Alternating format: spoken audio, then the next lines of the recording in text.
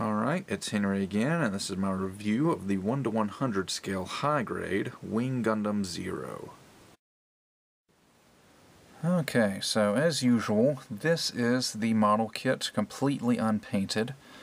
This is what it's going to look like snapped together straight out of the box. As you can see, most of the colors are accurate, but you are going to have to do a little bit of painting, like the chest vents are really kind of obvious. They're gold on the inside. You can flip them open, I'll show you that later. They're gold on the inside, but the other side is just plain silver. They do give you a sticker for that. And then obviously the eyes need to be painted, a little camera on the V-fin, and the wings fall off. You'll find that this is actually kind of a loose kit. I'm really looking forward to painting it just because the paint's going to tighten this guy up. His wings fall off all the time. So that is what you're going to get. Obviously gold parts, like I said earlier, instead of yellow. As far as stuff you get with the kit, you're going to get a Wing Zero. You'll get a shield that's mostly red. You got some white and some gold and a little clear green part on the front there. That's going to need heavy painting, as you can tell. Going to get a twin buster rifle that does split in half. Molded all in gray, so you'll need to paint the yellow bits on there.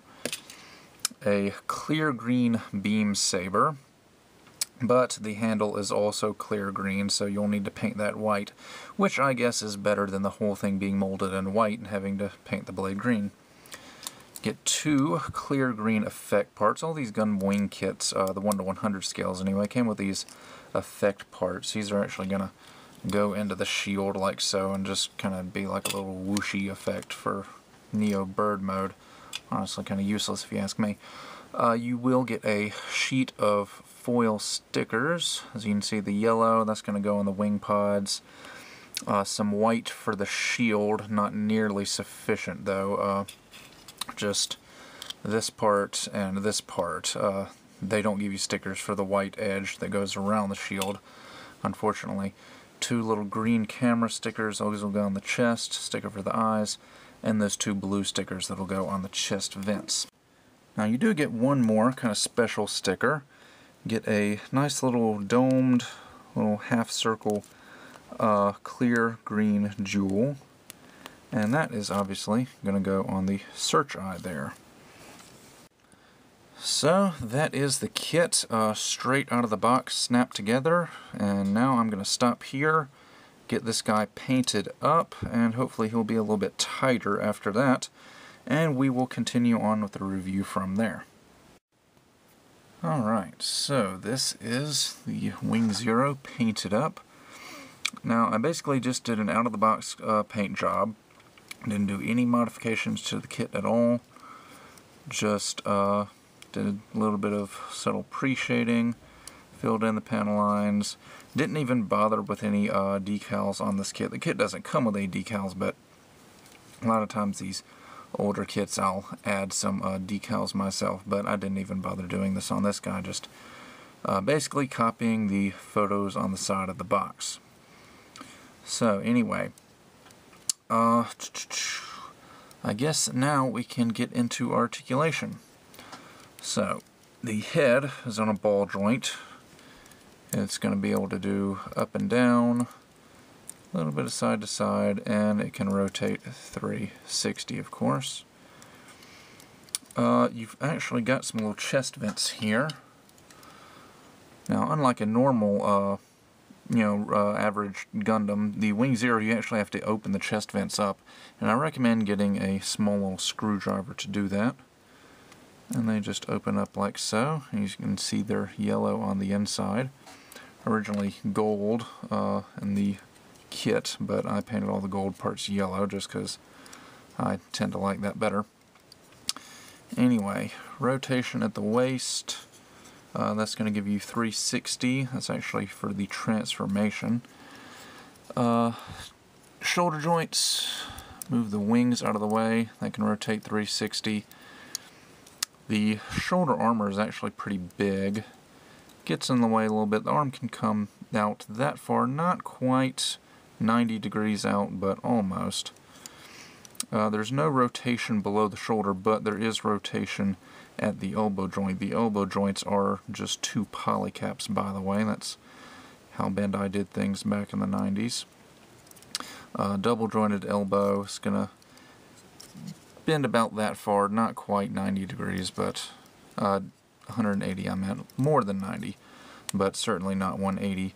Ball joints for the wrist, old 90s high-grade hands.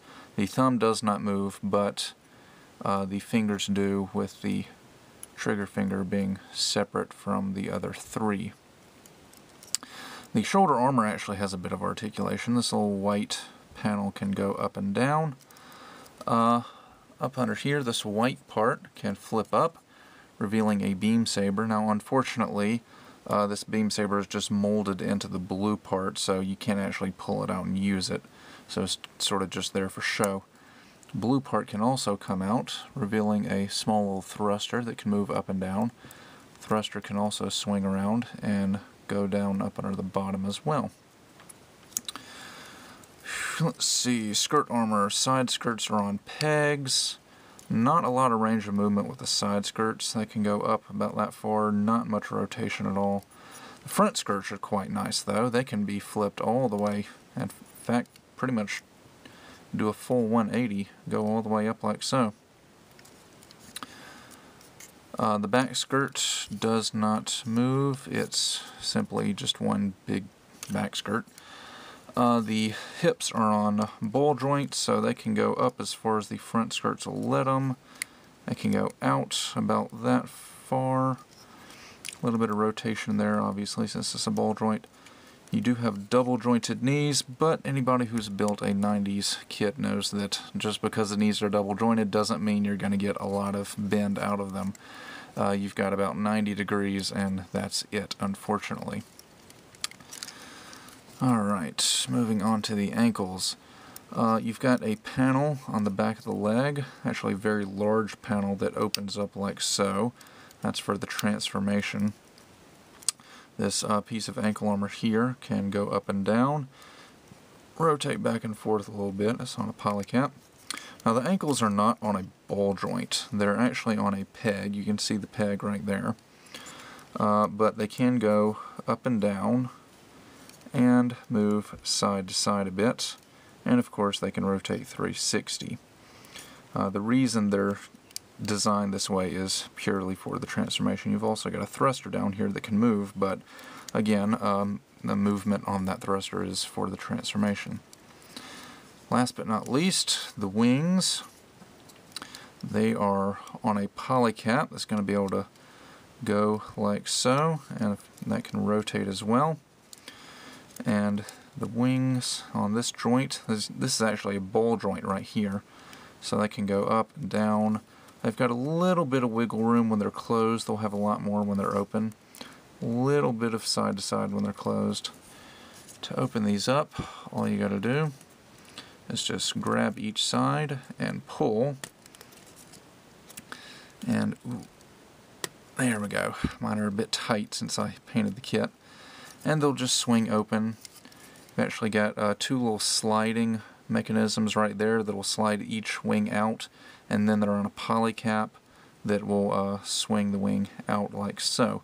Those are originally those weird clear green polycaps that were made out of the same material as the beam saber, but I dug through my bag of spare polycaps and got some real polycaps to put in there, and I think they work a little bit better.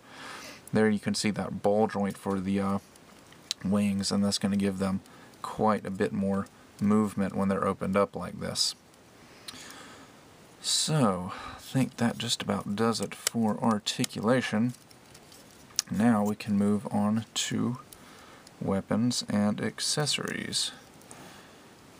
Now, the main feature of the Wing Gundam and the Wing Zero is, of course, its very powerful Buster Rifle. The Wing Gundam had a single Buster Rifle, but the Wing Zero, with Sunrise and Gundam's kind of habit of just taking a special weapon and then doubling it, you know, double beam rifle, double Zeta, 00 Gundam double GN drives. They just, yeah. So we've got a Buster Rifle, and now we've doubled it, and now we have a twin Buster Rifle that can be connected together or split in half. It's got 2 handles, so you can have it in both hands. And this is where you're really going to have your weight issues with the kit. The shield, honestly, despite its size, isn't too bad, but the Buster Rifle does present some weight issues. The handle, both of them connected together, is actually quite big, so you're actually going to have some trouble getting it into the hand to begin with. I think Bandai could have designed that a little bit better, but so eventually get the hand in there, and there you go. Now, the shoulder joint, I find, doesn't have much problem holding the Buster Rifle up. It's the elbow joints. These polycap elbow joints are just not very strong, and I've put a little bit of glue in there, and even then, it doesn't take a lot to get it to droop down, so, I mean,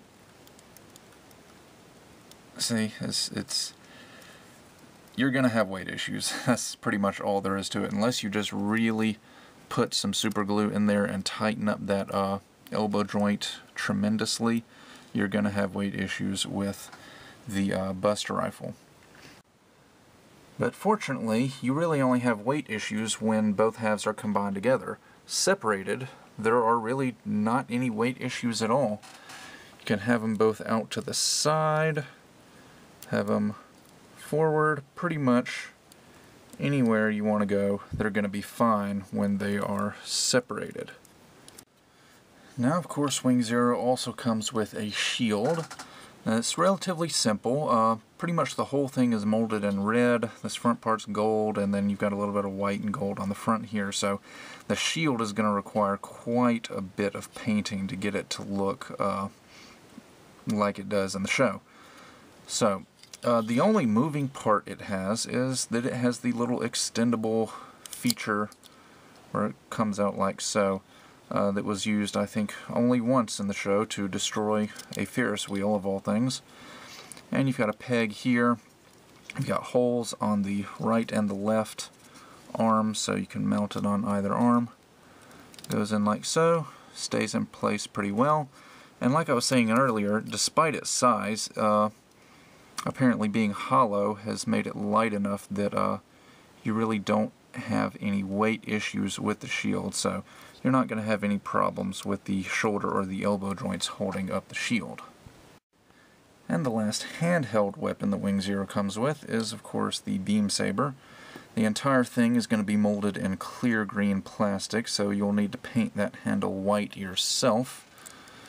And, of course, being a Beam Saber, it's small and light, really doesn't have any trouble holding it at all. Now, there is a weapon located on Wing Zero's body. On his shoulders, you've got a couple of Gatling cannons, and these will just flip up like so. I actually think they're sort of designed just to come all the way off, but in the show, if I remember correctly, the little white parts just sort of flipped up like that. And then you've got the little Gatling guns down inside there. So, pretty simple, really. And if you incorporate an action base into your posing, with quite a bit of fiddling, you can actually pull off the final Buster Shot pose from the last episode of Gundam Wing. So this pose, by the way, was not easy. It took me about 10 minutes just to get Wing Zero into this pose, but he seems to be holding up pretty well.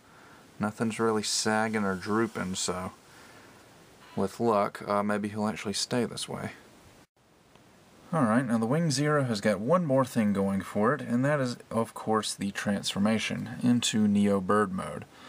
So to start off, we're going to rotate the head 360 degrees, like so. Going to take the waist, rotate it 360 as well. Lay these arms down, shoulder armor down like so. I'm going to take these wing pods and pull them out like we did earlier. There we go, and these are actually going to lay down to the side like this. Do the same thing on the other side. And the legs, this is where things get kind of weird. We're going to be taking these feet, and panel opens up on the back of the leg. We've got a little dealy here that's going to rotate. That thruster will be coming out the back of the foot instead of on the underside. And the entire foot is going to rotate around like so and sort of go up inside the leg. This is honestly one of the stranger parts of the transformation. I'm not really sure how you have an inner frame to the leg when the foot is supposed to be going up inside the leg, but that's a topic for a whole nother discussion. Anyway, ankle armor flips down like so. You want to sort of move this skirt armor, and the knees are going to come up like this.